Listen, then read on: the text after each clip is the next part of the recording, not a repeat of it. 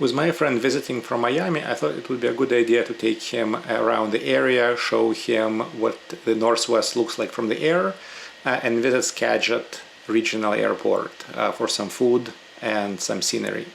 So today we'll be going on this cross-country flight, which is great because it's more than 50 miles, so it does count as a cross-country for training.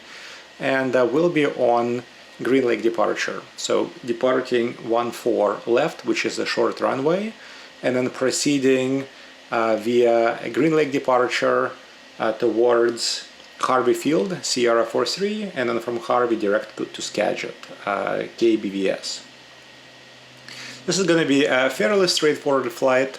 The reason why we are taking this route is to avoid Boeing Field's airspace, although we don't necessarily have to do that. They're generally fairly accommodating and would have let us transition if we asked. But also this route is a little bit longer and allows to show my friend a bit of that scenery I was talking about. So from here, it is important to note that when you're departing or arriving at Boeing Field, there are published VFR arrival and departure procedures. So you do have to follow those, talk to tower, be familiar with what the procedures are, because they do expect you to follow those. It's a very busy airspace with SeaTac Bravo airspace layered on top of Boeing Field, so you just have to be really careful not to bust Bravo. So here we are. We'll make a left downwind turn after takeoff, fly above Beacon Hill towards downtown Seattle. We have to stay east of I-5 until we get to about Green Lake, and then once we're at Green Lake we can continue on course. So getting there, we're gonna go east a little bit towards Harvey, and from there, like I said, once we're clear of Boeing Field airspace, we'll be sure not to cross into it when we make our turn. We'll go direct to Skagit.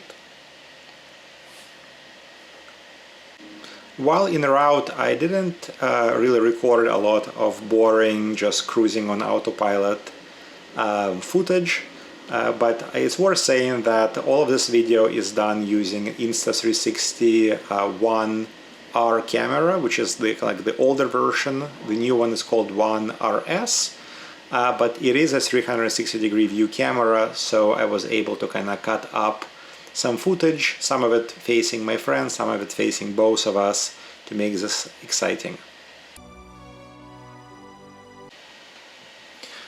As we start getting ready for the landing at Skagit, it's worth considering which runway we'll be able to take. Here there are two runways in two directions. There is 22 and 4 and 11 and 29. And you can see that runway 4/22 is 3,000 feet by 60, so it's the shorter of the two runways, while 29 and 11 are quite long and quite wide. So generally I select 29. However, as I was approaching, there was definitely a bit of crosswind on 29, and there were two Cessnas kind of circling and looking for 22, so I decided to join left downwind for 22 and go in that direction. Really no issues. It is a little bit of a shorter runway, but by no means is it actually a short runway. Really nothing to worry about. Pavement looks a little bit rough from the air, but again, just when we landed, it was a complete non-issue. We were able to land, wasn't bumpy, wasn't anything spectacular, and everything was fine. And then we just had a little bit of a ways to taxi. So if you are going to the restaurant from 22, make it kind of a short runway landing technique, so you don't end up at the other end of the runway and save yourself a little bit of taxiing around. Your engine will thank you for that later.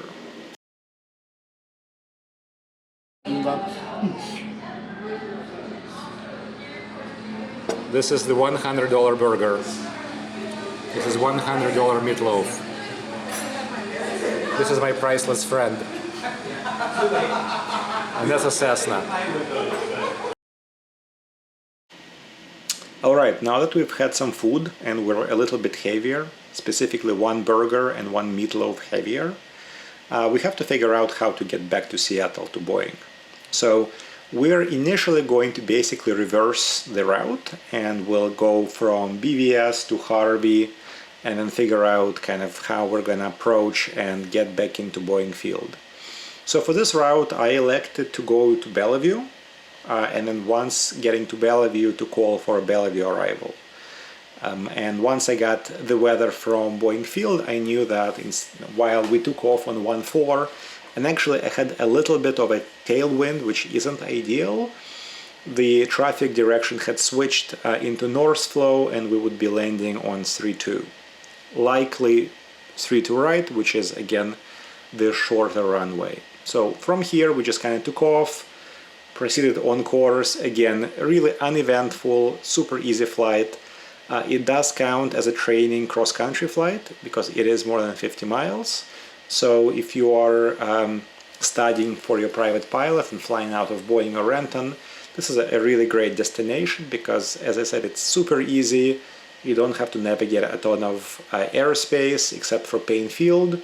And you stay overland. There are lots of places to land in case something happens. Lots of fields. There is controlled airspace at Payne. There are lots of kind of uncontrolled, untowered airports that you could also escape to. Worst case scenario, you're really flying quite a bit over I-5, although I really would not recommend I-5 as a bailout spot just because it's so busy. Just when you think you're home free, final stretch, in Bellevue, have done this arrival a million times, something interesting happens. Because the airspace is quite busy, ATC at Boeing Field sometimes will pull a little bit of a trick on you.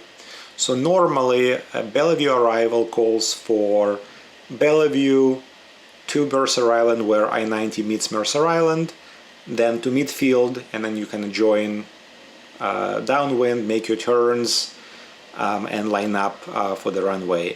However, this time they asked us to head towards Seward Park, which I don't know that I've ever seen or really paid attention to from the air, and in years flying here, never had that happen to me.